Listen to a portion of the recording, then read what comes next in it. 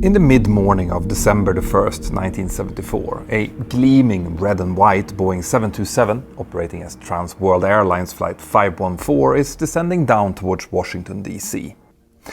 This is a routine domestic flight, of the kind that the crew on board has done many times before. The weather outside is not great, but manageable, with low clouds, strong winds and reduced visibility, making it the kind of winter day that requires instrument approaches, but nothing outside of the norm. Up front, the atmosphere in the cockpit is calm. The pilots have been flying in solid instrument conditions for some time by this point, and they are now talking to various air traffic controllers, being handed off from one sector to the next. Then, they're suddenly advised by the latest controller that they are now cleared for approach. So, the crew acknowledges the clearance, makes a few routine selections on the autopilot, and then begins preparing for the final part of their arrival. But a fatal misunderstanding has now taken place, one that, as it turns out, was quite common at the time, and one that will affect not only this flight, but every flight that has ever flown since. Stay tuned and make sure that you have subscribed if you find these kind of stories interesting.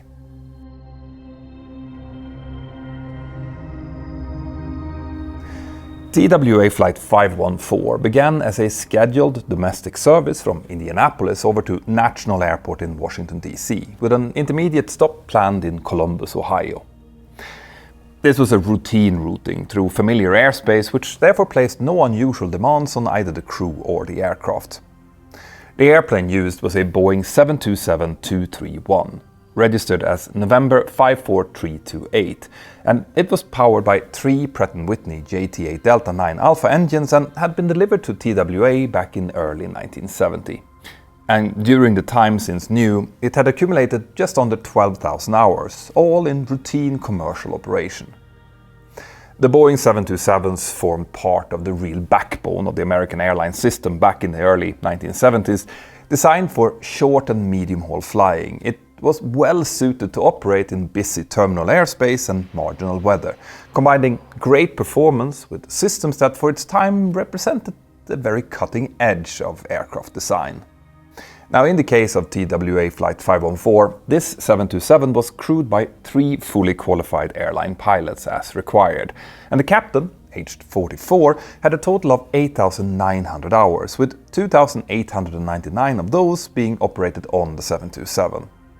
He had flown into the Washington area many times before and was therefore well accustomed to the demands of winter operations and the quirks of this particular airspace, and would therefore be the pilot flying on that particular leg, whilst his colleague in the right seat, the first officer, would monitor the approach and handle communications as pilot monitoring. Now, the first officer was 40 years old and had accumulated 6,205 hours in total, with 1,160 of those being on the 727. The third flight crew member, the flight engineer, was 31 years old and had accrued 2,798 hours, but only 128 of those were on this particular type, making him the newest in the cockpit. His role was to monitor engine performance, fuel systems, pressurization and electrical loads, whilst also backing up the pilots with call-outs, checklists and system checks. Before the flight, all 3 pilots were reported to have had adequate rest and were in generally good mood and shape. The weather and NOTAMs had contained nothing special, so from the flight crew's perspective, this looked like just any other flight.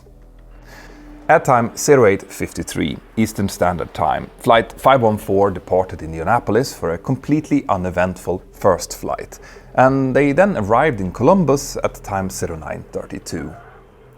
During that initial stopover, the pilots reviewed some updated weather information, which showed some low clouds and increasing winds at their destination, but everything was at that point still well inside of their planning minima.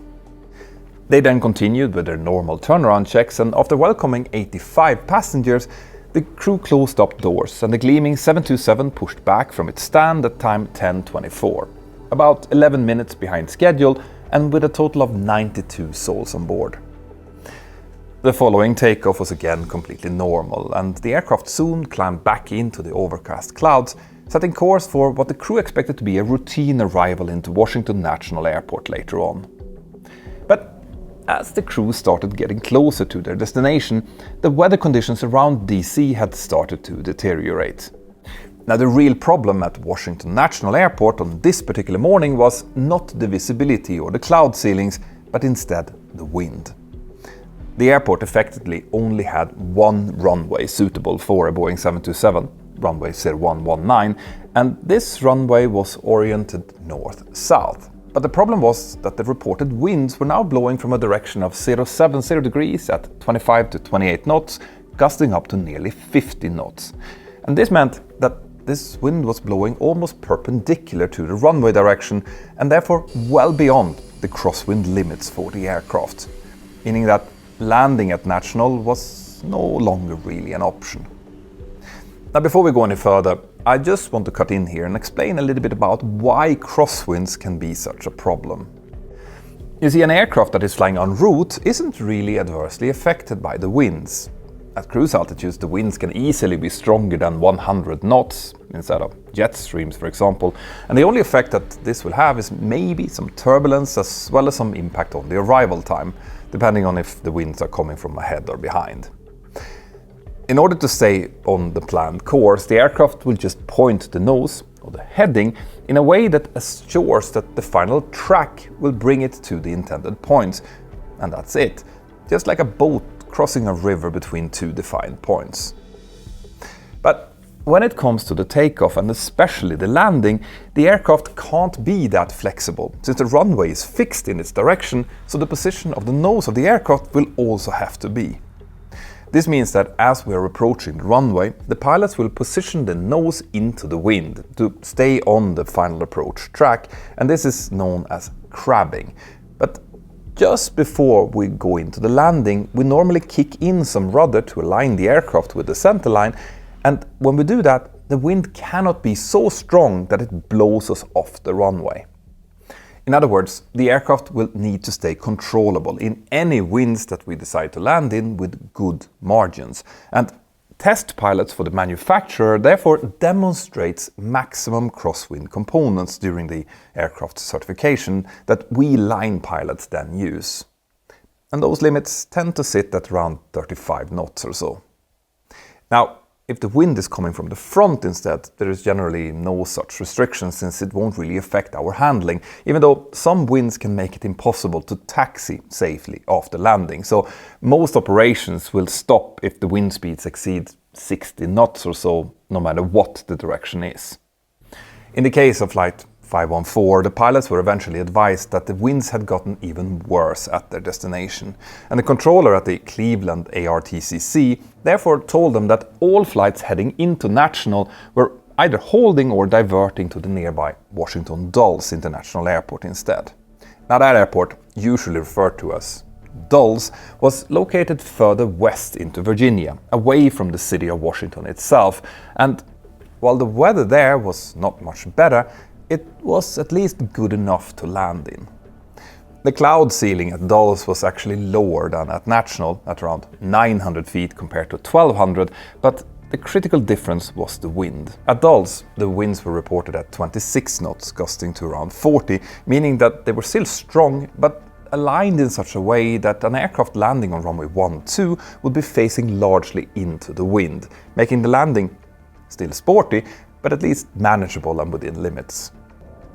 So the crew therefore discussed their options with TWA Dispatch, who eventually told them to just divert towards Washington Dulles instead. And around that time, the captain handed over the controls to the first officer, likely so that he could hold a discussion with operations and decide on their course of action, talk to cabin crew and the passengers, and so on. Now, this is a quite common thing to do when a flight suddenly becomes more complex, since it frees up the captain from flying tasks to better assess the options and manage the situation. And in this case, he then also decided to stay as pilot monitoring for the rest of the flight. From an operational standpoint, this change required very little adjustment for the crew, since the aircraft still had a lot of fuel, everyone was familiar with Dulles, and nothing about the weather there exceeded either the airplane's capabilities or the crew's experience. Now, When we're on the topic of changing plans, have you ever been traveling somewhere? You land, step out of the plane and take your phone out just to realize that you have no bars, meaning that you now have no way of finding the address to your hotel, contacting your spouse, or even checking your emails. Well, this has happened to me quite a few times when I've been traveling to outside of my roaming area, but thanks to today's sponsor, Holafly, that's now a thing of the past. Holafly is the world's first international mobile operator, keeping you connected in over 160 destinations worldwide. No hunting for local SIM cards, dealing with language barriers or excessive roaming charges. All you have to do is to install one eSIM once, and then you can use it everywhere that you travel. Holafly now offers a monthly eSIM subscription called Holafly Plans, designed for all of us that travel really often or work remotely. And with it, you can choose between the 25GB Lite plan or the unlimited plan, both with global coverage, hotspot and monthly billing, and the freedom to cancel or pause it at any time. Now, one thing that really stood out to me with this was the always on feature, where every subscriber gets 1GB of free data each month for emergencies. And this means that when you cancel or pause your plan, the eSIM automatically switches to the always on, so that you're never completely out of coverage. And this is completely free and without expiry date. So before your next trip, install Holafly and get 10% off monthly with the code Mentour at esim.holafly.com/plans. I will definitely use them when I go to Thailand with my family in the coming month. Thank you, Holafly. Now let's see what happens to this flight. So after the crew confirmed their intention to divert, air traffic control began stepping flight 514 down from its initial en route altitude, issuing a series of descent clearances as the aircraft moved steadily on towards the Washington terminal area.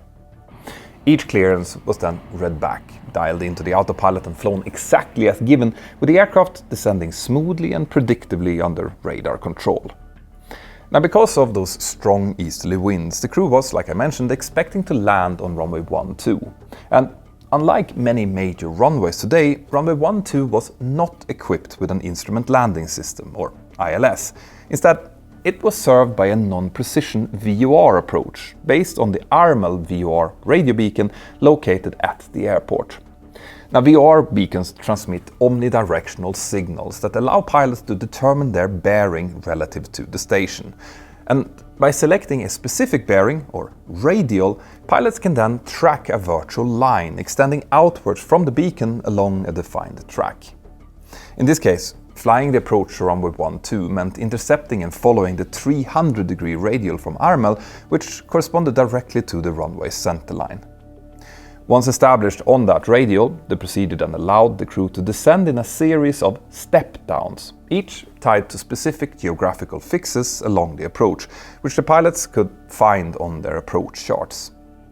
Now, knowing that this was what they were going to do, the crew then discussed among themselves how ATC was likely going to clear them to get there. One possibility was that they would initially cross the front royale VOR, which was positioned south of the 300-degree radial of ARMEL, and then turn east to intercept the final radial. And another possibility was that they would approach the final radial from the north via the Martinsburg VOR. Or they might just be given a straight-in approach without crossing either of those beacons. What matters here, though, was that all of these approaches converged at the initial approach fix, which was the geographical point where the official approach actually began. That fix was named Round Hill, located on the 300-degree radial from ARMEL at a distance of 18 nautical miles, and the crew knew that they would have to pass over this point in order to start the approach, regardless of how they got there. But the minimum altitudes to follow before reaching that point were different. Now, this discussion will become important later on, so just keep that in mind. Anyway, at time 10:51, Washington Center instructed the crew to turn left onto a heading of 090 degrees and intercept the 300-degree radial, to cross a point 25 nautical miles northwest of ARMEL, and to descend and maintain an altitude of 8,000 feet initially. The captain acknowledged and read back all of this, and at that stage the aircraft was still well outside of the approach's protected airspace, flying towards the 300-degree radial that would eventually become the final approach path. But this far out, the radial was still not forming part of any particular procedure. As the pilots tuned the RML VOR, reset their altimeters and discussed the features of the runway 12 VOR approach, the aircraft soon descended into a layer of dense overcast clouds with no visual reference outside of the cockpit. As their descent continued, the crew then listened to the Dulles 80s, reviewed the reported weather and continued to discuss what they could expect during the arrival. The conditions outside were poor, but still within limits, with low ceilings, strong winds and freezing precipitation in the area, so in response to that, the crew activated the engine and wing anti-ice, preparing the aircraft for flight in icing conditions. And shortly afterward, Washington Center issued another clearance. Descend and maintain 7,000 feet and continue inbound towards the RML VOR. And again, the clearance was acknowledged and flown exactly as given. The crew was performing perfectly at this point with no issues at all. At time 11:04, roughly 3 minutes later, they then leveled off at 7,000 feet whilst still fully inside of clouds and now approximately 44 nautical miles away from Washington Dulles Airport.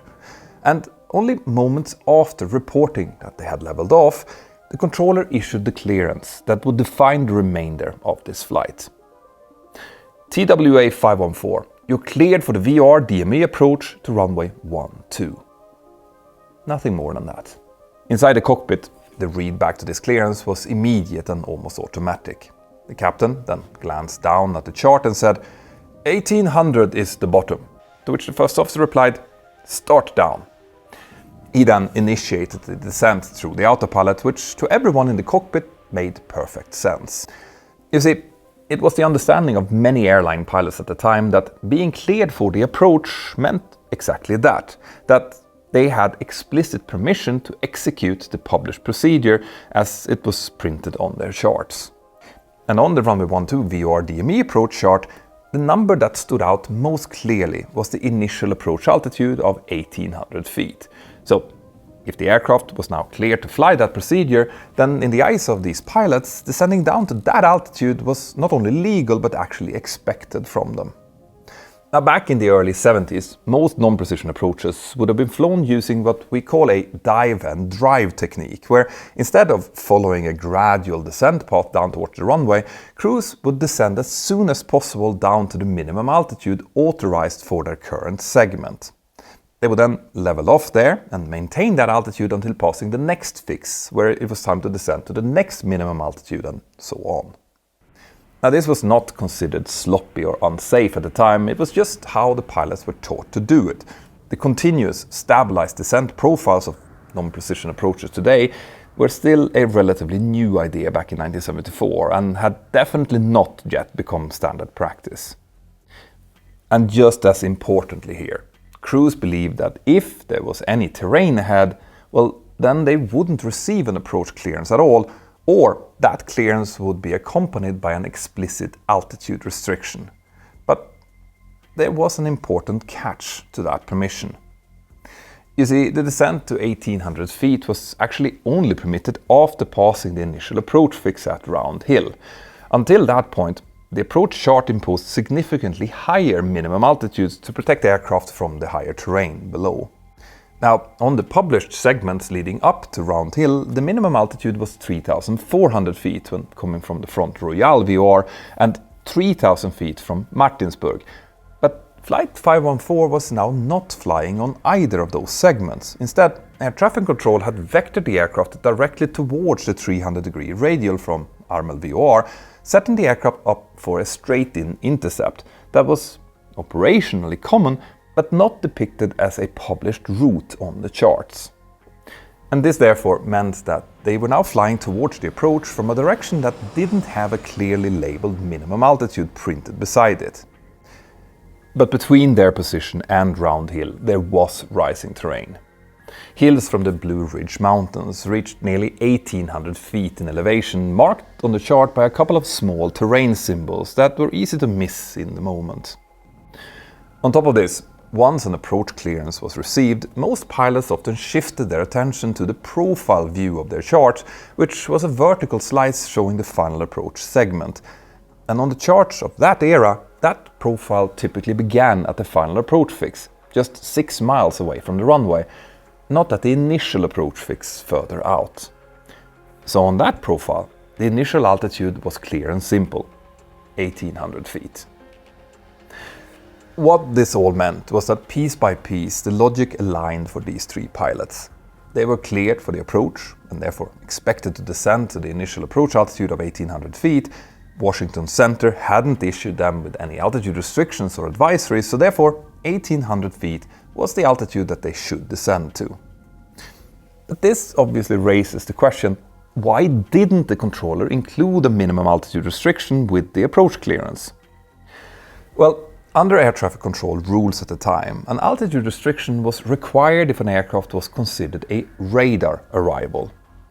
But to controllers back then, that term had a very specific meaning, an aircraft actively receiving vectors.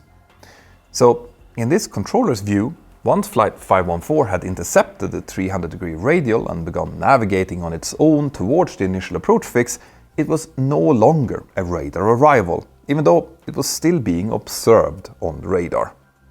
And that in turn meant that from that point, the terrain clearance became the crew's own responsibility, and no altitude restriction was therefore required.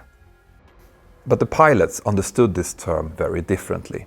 To them, being watched on radar at all meant that they were a radar arrival, and if an altitude restriction was necessary, well then they expected to get one. So the absence of one just reinforced the belief that descending was safe.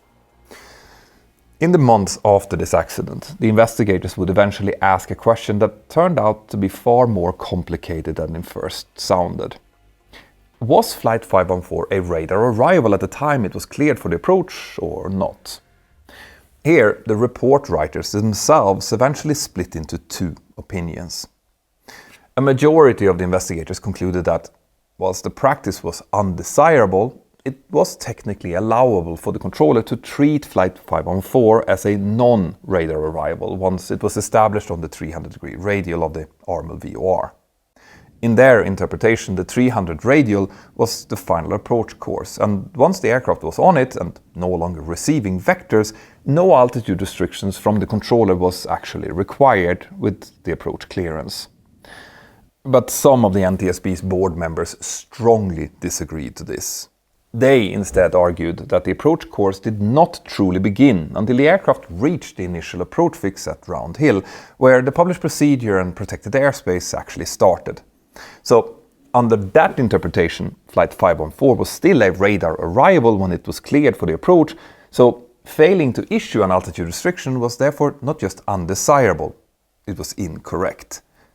So maybe you can start to see the problem here. And actually, even worse, the investigators would later discover that this problem, with a split between the controllers and the pilot's interpretation of the rules, was widespread in the whole American air system, and especially bad at Dulles. Several weeks earlier, a United Airlines pilot had submitted an anonymous report through his company's internal safety reporting system after realizing that he had descended below the minimum altitude while flying an approach into this very same runway. Like Flight 514, he had also received the approach clearance while still about 25 nautical miles away from the airport, also without an explicit altitude restriction. In that case, the pilots had also descended to 1800 feet and only avoided danger by sheer chance, not realizing until they had debriefed after landing how close they must have come. But they also knew that later flights might not be so lucky. Now, United Airlines took this report seriously enough to conduct an internal review, and what they found was really troubling. They soon realized that some of their pilots were routinely descending below published minimum altitudes after receiving early approach clearances, obviously assuming that this clearance implied permission to descend to the altitude associated with the initial approach segment. So this caused United to issue an internal notice, reminding their crews to verify which minimum altitudes actually applied to their position before initiating a descent. A notice that seemed straightforward and sensible, but unfortunately that warning stopped there. United never passed this concern on to the FAA, and at the time there was no industry-wide anonymous safety reporting systems that would have allowed pilots or airlines to raise the issues without fear of regulatory or professional consequences. Safety reports existed only within a handful of individual carriers, sealed inside of company walls, and as a result, the broader system remained unaware that these misunderstandings were now quietly repeating themselves elsewhere throughout the system, including at TWA, as we're about to see. Now, making this story even sadder, just 30 minutes before TWA Flight 514 began its approach into Dulles, an American Airlines Boeing 727 was flying that same runway 12 procedure when it was cleared for the approach, also without a specified minimum altitude. In that case, the captain paused and asked the controller directly what altitude he was authorized to descend to, and the controller then replied with the minimum vectoring altitude for that area, which meant that the flight continued without incident. Now, if the crew of TWA Flight 514 had been able to hear this exchange, they might have asked similar questions, but sadly they didn't.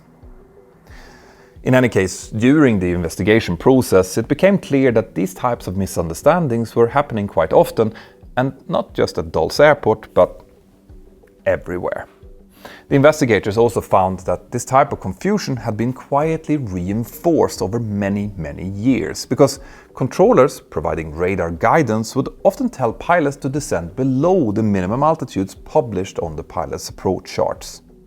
This was because the controllers were working from a different set of minimums than those used by the pilots, something known as minimum vectoring altitudes, so could be lower since radar could provide more exact navigation and therefore required less horizontal margins. So over time, this fact had therefore taught pilots that being in contact with radar often came with an implicit promise of terrain clearance, and the fact that minimum vectoring altitudes existed also meant that they were quite comfortable to descend below the minimums shown on their own charts, provided that they knew that they were being seen on radar. So as you can imagine, this caused a subtle but very dangerous shift as more and more pilots became used to controllers directing them below the published altitudes, and the pilots therefore began to rely less and less on their approach charts and their own situational awareness as the primary safeguard against terrain. But while the flight crews had begun to trust air traffic control to keep them safe and clear of terrain, the controllers never changed their behavior to accommodate this shift. And in fact, some people had already noticed this. Back in 1970, 4 years before Flight 514 started its descent into Washington DC, TWA had already raised concern with the Federal Aviation Administration about the differing assumptions held by pilots and controllers.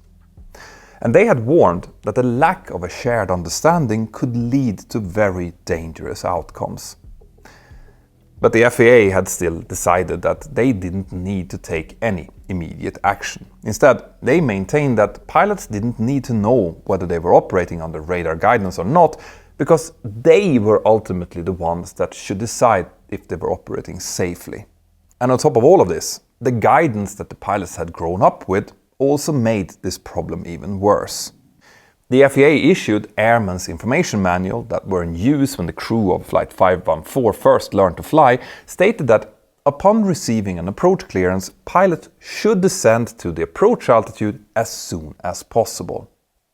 Now that sentence had then been removed in a 1970 revision, but crucially the FAA didn't alert airlines or pilots of that change, which made it even almost impossible for pilots trained under the earlier guidance to know about it. So taken all together, these practices had created an environment where descending early did not feel reckless or unconventional, but instead familiar, routine, and quietly reinforced by the system itself. And doing so, below the indicated minimums, also seemed perfectly reasonable.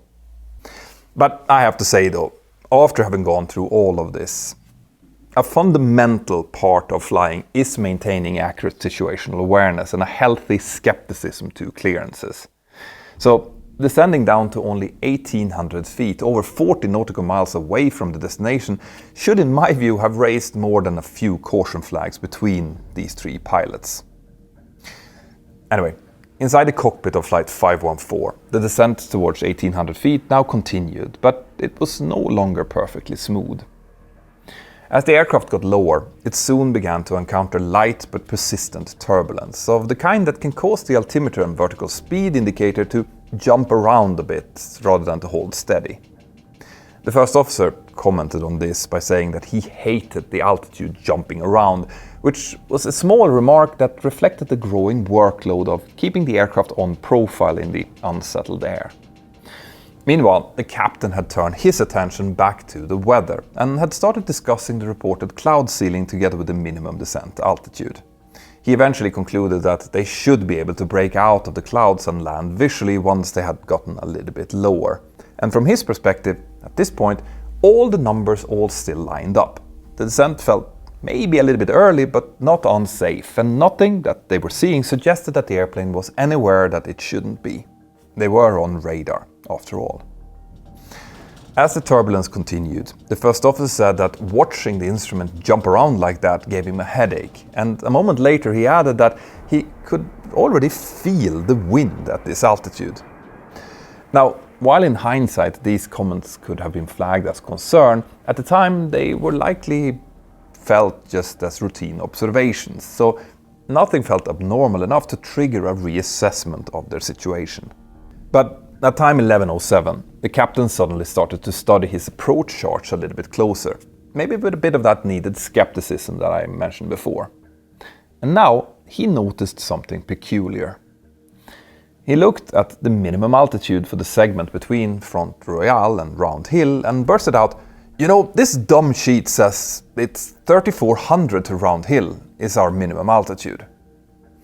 The flight engineer asked him where he saw that, but after showing the other pilots his chart, the first officer just replied, "When he clears you, that means you can go to your initial approach altitude," highlighting that misunderstanding that I explained before.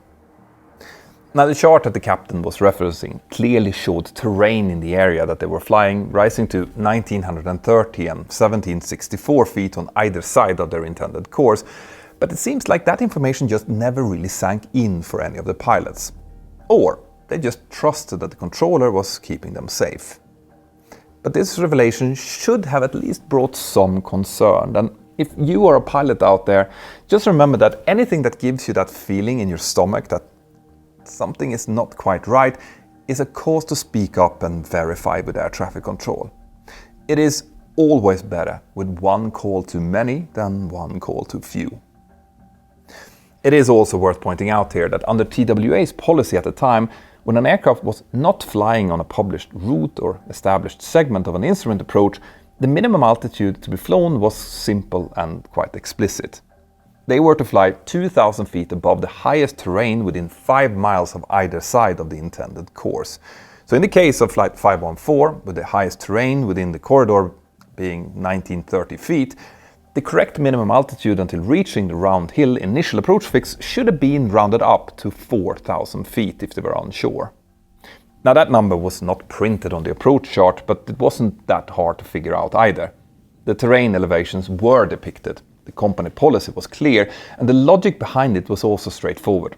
Until you are protected on a specific segment, you have to protect yourself. But that protection only works if you believe that you actually need it. By the time this captain said 1,800 is the bottom, the crew's mental model had likely already been set.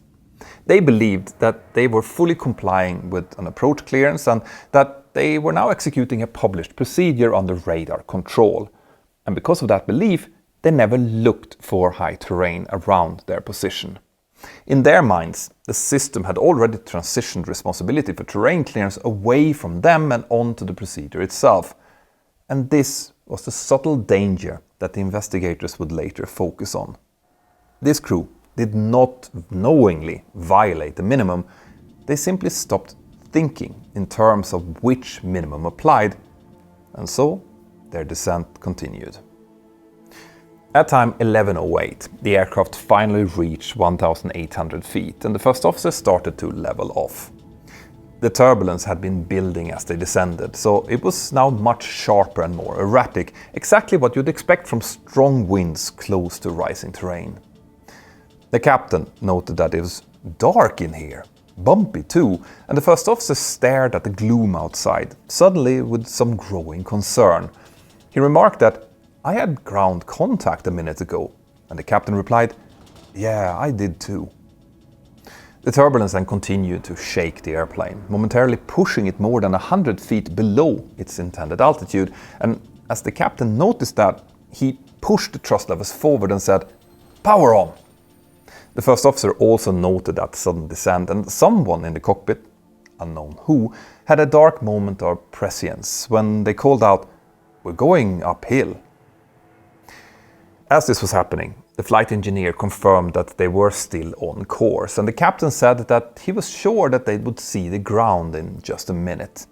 They then continued to complain about the turbulence, which was now so bad that the flight engineer joked that they were going to get seasick, which inadvertently demonstrated why it's a bad idea to dive down so early, since turbulence tend to be much worse lower down as the strong winds move over terrain, buildings and trees.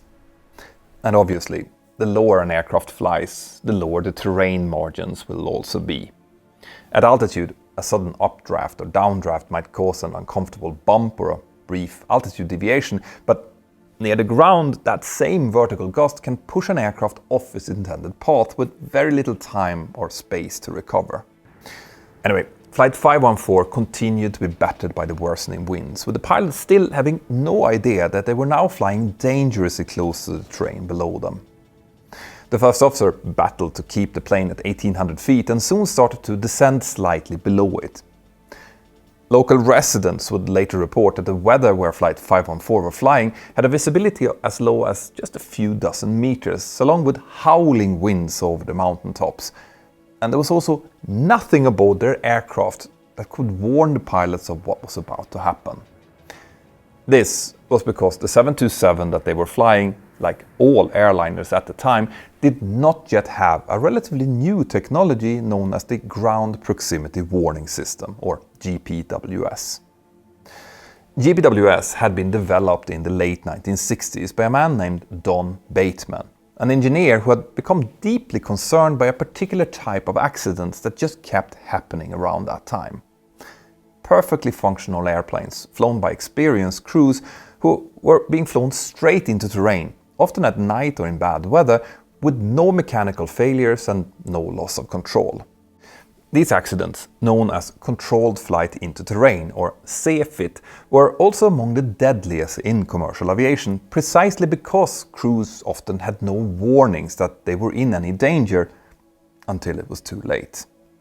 Now, the idea behind GPWS was quite simple. Instead of relying on charts, clearances or assumptions about terrain, the system would use the radio altimeters installed in the airliners to compare the aircraft's radio height, sync rate and configuration against a pre-programmed warning envelope. If the system detected that the aircraft was closing in on the ground too quickly or descending in a way that didn't make sense for the phase of flight, it would issue some unmistakable warnings inside of the cockpit. Now, these warnings were not subtle. It used a combination of lights and loud synthesized voice alerts that really demanded immediate attention. Phrases like sync rate, or terrain, pull up have become famous in videos like this because of its indication of imminent potential doom. And that philosophy was intentional. This system was designed to be intrusive, even startling, because by the time a GPWS warning activated, the margin for error was already shrinking rapidly. Now, what made GPWS so effective was that it didn't care why an aircraft was getting into this kind of danger. It didn't rely on whether the crew believed that they were cleared to descend or not, whether the chart had been misread, or whether air traffic control was providing radar guidance. Now, if the airplane was descending towards the ground in a way that suggested danger, the GPWS would speak up and demand action regardless. Now, had Flight 514 been equipped with GPWS, the system would definitely have been activated as the aircraft descended towards the rising terrain west of Round Hill. Long before impact, the closure rate between the aircraft and the ground would have crossed the system's warning thresholds, generating alerts that probably would have broken through even the dramatic and turbulent environment inside of this cockpit. And that would likely have forced the crew to confront the mismatch between their expectations and the reality. But on December 1st, 1974, that layer of protection was not yet mandated, so the airplane stayed largely silent. At time 11:09 and 14 seconds, the radio altimeter did send out a chime as the aircraft passed just 500 feet above the ground. This came as a surprise to the crew, since they weren't supposed to be that low for another 10 miles at least. So the first officer reacted quickly, saying, "Boy, get some power on," causing the captain to push the throttles all the way forward to begin a climb. But as the engines were spooling up, the radar altimeter beeped ominously one last time, this time indicating that they had just passed 100 feet above the ground. The air traffic controller, who could see both the aircraft's position and its altitude, now also noticed that Flight 514 was below 2,000 feet and therefore called them up to ask for their current altitude. But no reply ever came back. 2 seconds after that last radio altimeter chime, at time 11:09 and 22 seconds, Flight 514 clipped the first few trees of Mount Weather at an altitude of 1,670 feet. The airplane then instantly lost all of its lift and slammed into the granite tabletop of the Blue Ridge Mountains, killing all 92 people on board.